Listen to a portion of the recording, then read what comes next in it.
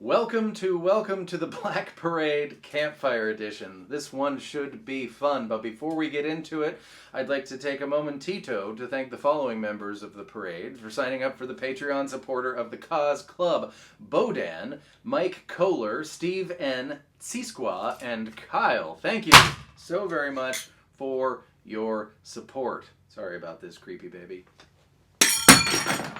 And if you would like to find out what that's all about, the link is in the description. First things first, you may want to do the piano intro on your guitar. It's fun and easy. E string, 15, 14, 19. If you don't have a cutaway, just kind of do that. It's just one note.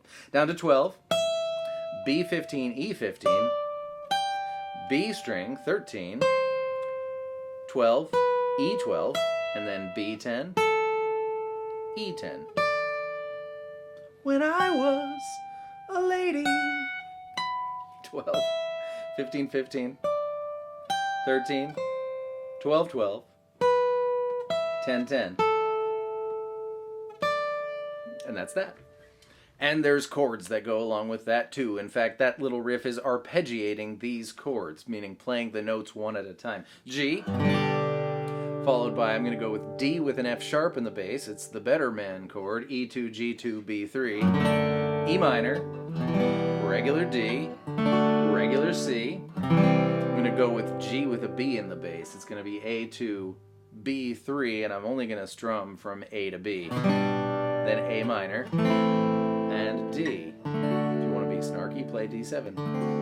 G, D with an F sharp in the bass, E minor, regular D, C, G with a B in the bass, A minor, snarky D7. Don't play D7, play regular D, but that's fun. After the first, we'll call it a verse, the band is going to kick in and we get that, lead guitar interlude section. It starts just the same as we just talked about. G, D with an F sharp, E minor, D, but then it's two C's and two D's.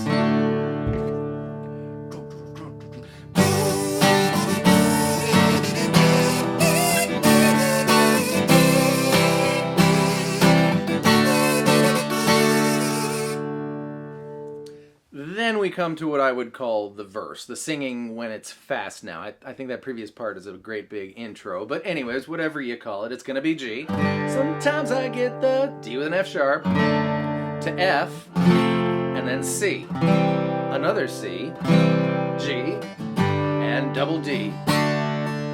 But if you want, you can do the... It's going to be hard on an acoustic.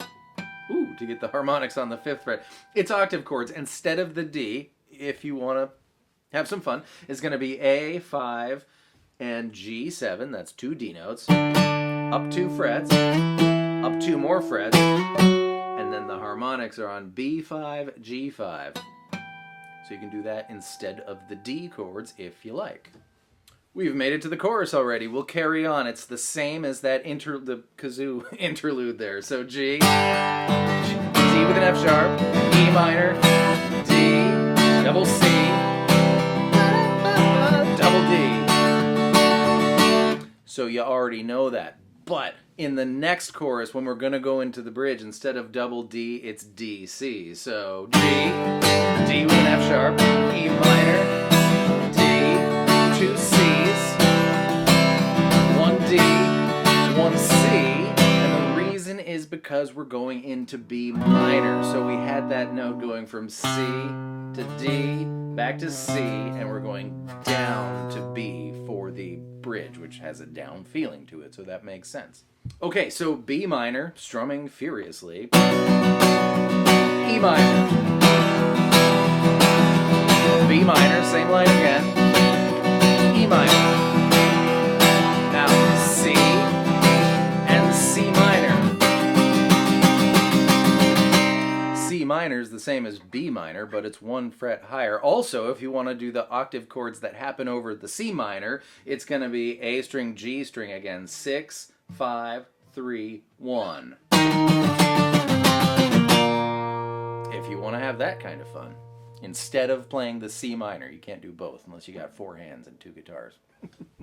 Then you'd need 2 brains and 2 heads. Oh, that C minor leads us to the marchy part, right? So it's going to be a lot like the verse, but just a little different. So G, D with an F sharp, E minor, D, C, back to G, to C, and D. That's the marchy part. But halfway through the marchy part, there's a key change absolutely out of nowhere, and we're moving from G to start. We're moving one whole step, 2 frets higher, and we're going to do the same exact progression, but starting at A. So our new set of chords is A, E, F sharp minor, E, D, A, and E. Want to be snarky here? E7 into the last chorus. I do recommend the E7 there. I think as they hang on, this is just my opinion, I think if they hang on it so long, it's fun to switch up the flavor of the chord headed into the next part. And this chorus is, of course, the same exact chord progression as the previous chorus, but it's one whole step higher. So it's going to be A, E, F sharp minor, E, double D, double E.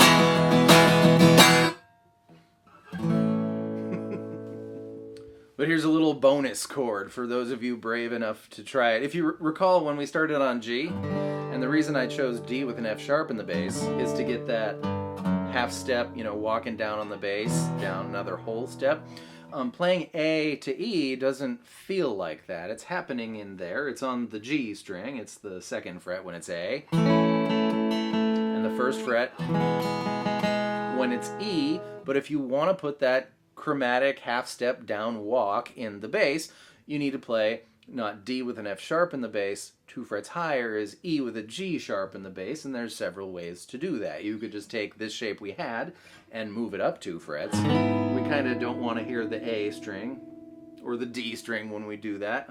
But here's the difficult way. It's going to be E4 with your middle finger, D2 with your index finger, G4 with your ring finger, and B5 with your pinky finger. This is E with a G sharp in the bass. You notice there's our familiar shape, and we're adding that so we get the D string too. And then you'd get, we'll carry on.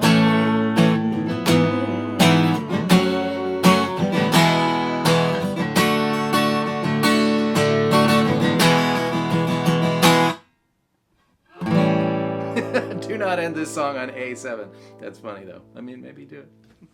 And what do you know? Those are all the pieces. So go use your earballs and figure out which one goes where when, or if you are the kind of person who benefits from playthroughs and cheat sheets to have while you're playing. Those things are all on my Patreon page. I will hope to see you there.